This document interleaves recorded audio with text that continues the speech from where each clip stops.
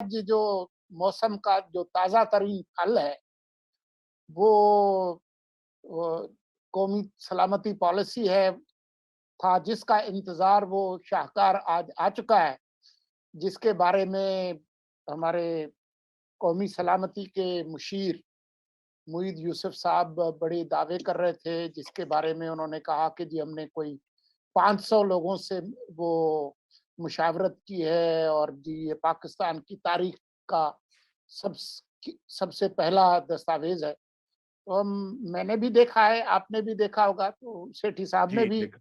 देखा होगा और इस पर हम मज़ीद भी सीरीज़ ऑफ प्रोग्राम्स करेंगे इसके इसके मुख्तलिफ पहलुओं पे, लेकिन सेठी साहब ने आज पकड़ाई दी है, तो उनसे पूछ पूछ लिया जाए कि ये क्या है? बिल्कुल। जी, सेठी जी, साहब। बिल्कुल ठीक। गाले जी, मैं मोटी-मोटी बातें करूँगा, आप डिटेल में फिर आप कुछ सिक्योरिटी एक्सपर्ट्स को बैठा लीजिएगा। अ, इसमें लिखा है जी कि मैं 120 एक्सपर्ट्स को कंसल्ट किया, 500 से ज़्यादा स्पेशलिस्ट को किया, सिविल सर्विस वगैरह-वगैरह, अवाम को भी कंसल्ट किया। यूनिवर्सिटीज़ में गए, कॉलेजेस में गए, वहाँ जाके लोगों से बातें की, वगैरह-वगैरह। इंडिपेंडेंट एक्सपर्ट्स अक्रॉस पाकिस्तान, ओए होए! अल्लाह ही रहम करे। अच्छा, तो अब बात ये है जी कि और 7 साल से ये काम ये एक्सरसाइज़ हो रही थी। पहली बात तो यही बिल्कुल सही कह रहे हैं, 7 साल से ये एक्सरसाइज़ हो रही थी। 7 साल पहले जिस शख्स को बनाया था, he was the secretary of the national security council a cabinet committee ambassador Sadiq साहब। एम्बेसडर सादिक उसको आपको याद होगा, जो हमारे सफ़ीर रहे हैं अफ़गानिस्तान में एंड अब भी he is the point person of Afghanistan. वो सेक्रेटरी थे इस कमीशन के। अ, और वो फिर उन्होंने वो घूमे थे सारे पाकिस्तान में। तो आपके खादिम के पास भी वो सलाम दुआ एक कप चाय पीने आ गए कि जी वो नेशनल सिक्योरिटी के ऊपर हम डॉक्यूमेंट बना रहे हैं, तो आपकी भी इनपुट लेनी है। मुख्तसरन ये कि घंटा बैठे रहे मेरे साथ। मैं उनकी बड़ी इज़्ज़त करता हूँ। He is a very competent man, top professional, very knowledgeable about Afghanistan. Uh, तो आपका क्या ख़्याल है, वहाँ हमने नेशनल सिक्योरिटी पॉलिसी डिस्कस की या कुछ और डिस्कस किया होगा, आपका क्या? तो अगर मेरे जैसे लोग 1 मिनट भी हमने नेशनल सिक्योरिटी पॉलिसी नहीं डिस्कस की और हमने और बहुत उससे ज़्यादा अहम बातें की और उनको भी एहसास था कि ये एक डॉक्यूमेंट बनाना है, तो वो बन जाएगा। बस मैंने मिल लिया, सेठी साहब को नाम डाल देंगे इनका कि इनसे भी बात हो गई और यही हमने मैंने कहा मेरा ना पाओगे जी और की करिए पाना ही पैंदा। मगर ये तो फॉर्मल कॉल तो मेरी है। मैंने कहा ऐसे ही वो बाकी भी उन्होंने कॉल की होंगी। ये जो डॉक्यूमेंट है और उसके बाद जिन लोगों को इन्होंने कंसल्ट किया है या बात की है, मैं आपको एक बात बताऊँ, एक first year under graduate in a British और अमेरिकन ब्रिटिश यूनिवर्सिटी ये डॉक्यूमेंट 3 दिन में बना सकता है, बिल्कुल यही डॉक्यूमेंट।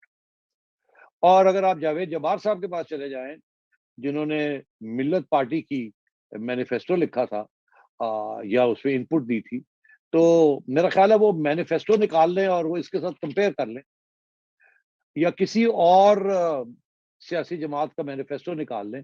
अंग्रेजी खराब होगी, बाय द वे उसकी अंग्रेजी बड़ी अच्छी थी मिल्लत पार्टी वाली। मिल्लत पार्टी बेचारी पार्टी तो बन गई ऑन पेपर मगर वो चली नहीं, बैठ और गई। फारूक मगर लगारी उस वाली, हाँ, फारूक फर्रुख लगारी लगारी वाली, वाली 1999 की 96। मैं बात कर रहा हूँ। नहीं, 99 में फर्रुख लगारी साहब बाहर थे ना, तो फिर उन्होंने जी, जी। मिल्लत पार्टी बनाई।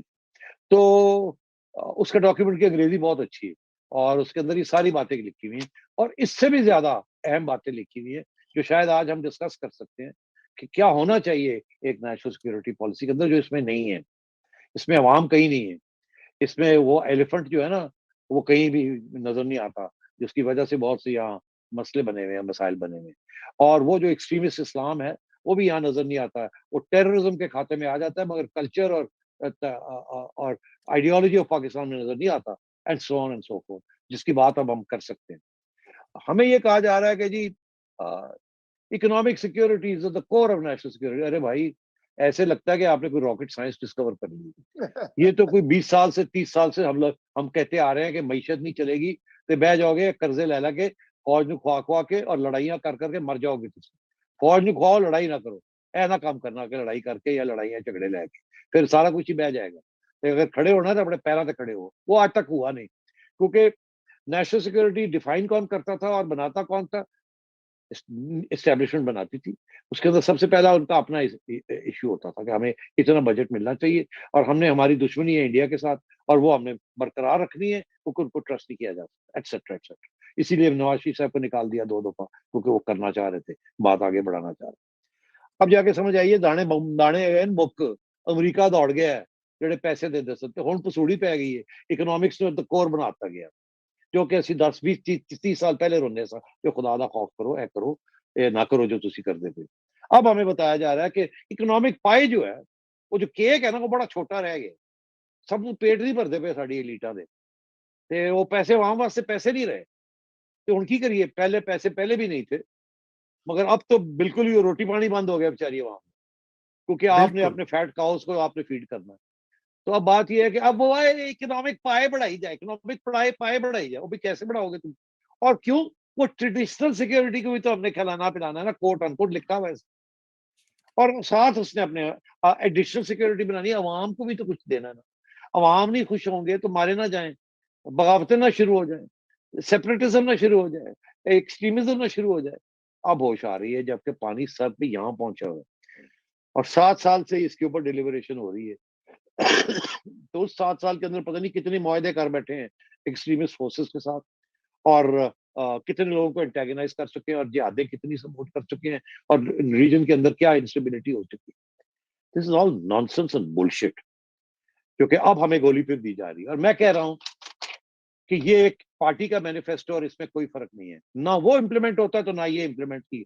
अभी मैं ट्विटर देख रहा था, कोई कहता है यार और नेशनल एक्शन प्लान भी बने, ਉਹਦਾ ਕੀ ਹੋਇਆ, ਉਹ ਫਲਾਣੀ ਪਾਲਿਸੀ ਬਣੀ ਸੀ, ਉਹਦਾ ਕੀ ਹੋਇਆ, ਉਹ ਇਹਦੀ ਇਮਰਾਨ ਖਾਨ ਦੀ ਮੈਨੀਫੈਸਟੋ ਸੀ, ਉਹ ਪਾਲਿਸੀ ਬਣੀ ਸੀ, ਉਹਦਾ ਕੀ ਹੋਇਆ, ਇਹਦਾ ਕੀ ਹੋਏਗਾ।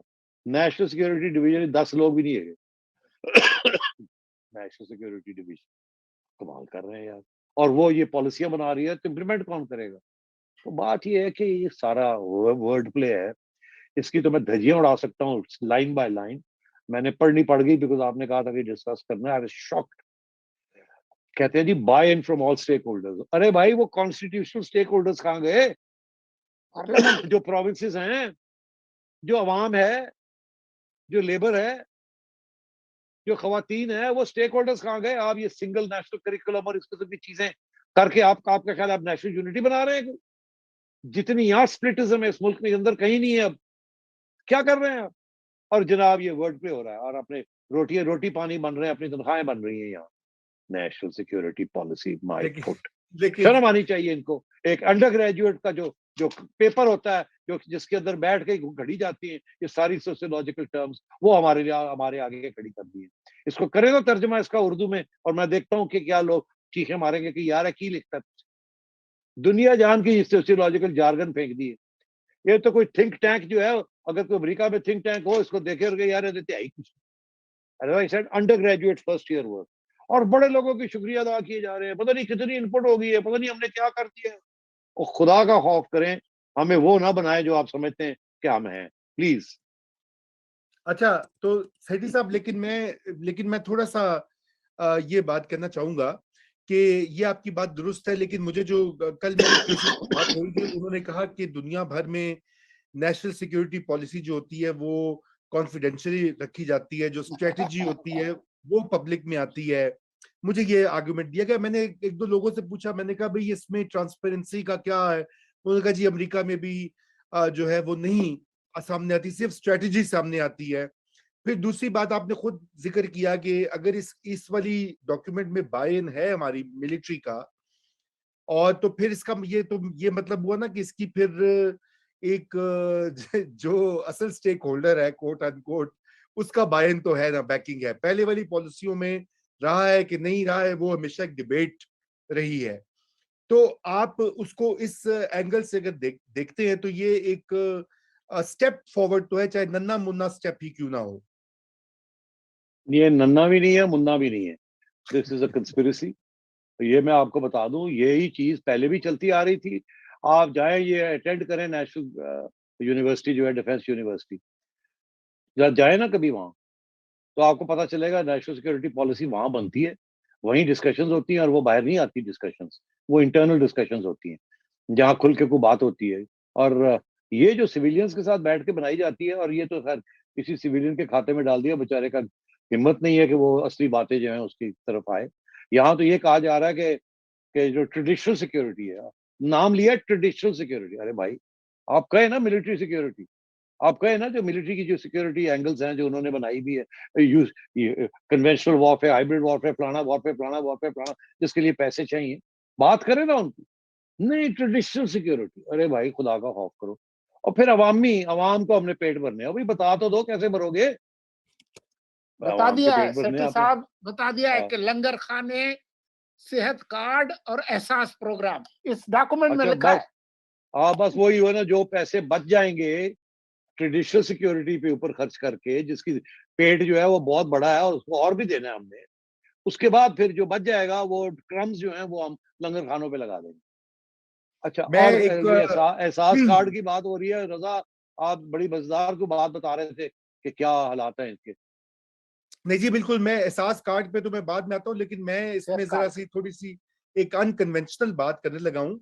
और मैं ये समझता हूँ कि जनरल बाजवा साहब ने जो कुछ बातें जो कही है पिछले 1.5-2 साल में, geo economics, normalisation of India, resetting relationship with the West, Pakistan को एक नॉर्मल मुल्क बनाना, मेरे ख्याल से तो इन मामलात के ऊपर, इन पॉइंटर्स के ऊपर तो जनरल बाजवा साहब का मैं तो उनसे बिल्कुल इत्तेफाक करता हूँ। और मैं समझता हूं कि अगर वही पॉइंट्स को लेकर ये डिवीजन और वजीर आजम साहब और काबीना इन्हीं को मजीद एक्सपैंड करते, कुछ कंसल्टेशन करके, जैसे आपने कहा सूबों से, खवातीन से, दीगर जो तबके या हलके हैं, तो ये एक अच्छा खासा एक विजन बन सकता है पाकिस्तान का। मुझे समझ नहीं आती कि एक स्टेप आगे जाते हैं फिर 2 स्टेप पीछे आते हैं। इस पे क्या रजा कहेंगे आप आप? सही कह रहे हैं, मैं आपसे पूरा इत्तेफाक करता हूँ। मैं इस प्रोग्राम में हर जगह पे बैठ के यही कहता हूँ कि जनरल बाजवा ने जो बातें की हैं वो आगे क्यों नहीं बढ़ रही। मैं कहता हूँ इमरान खान नहीं बढ़ाना चाह रहे, नवाज शरीफ यही काम करना चाहते थे, मगर उस वक्त सूरत हाल ऐसी थी कि उनको फारग करना था।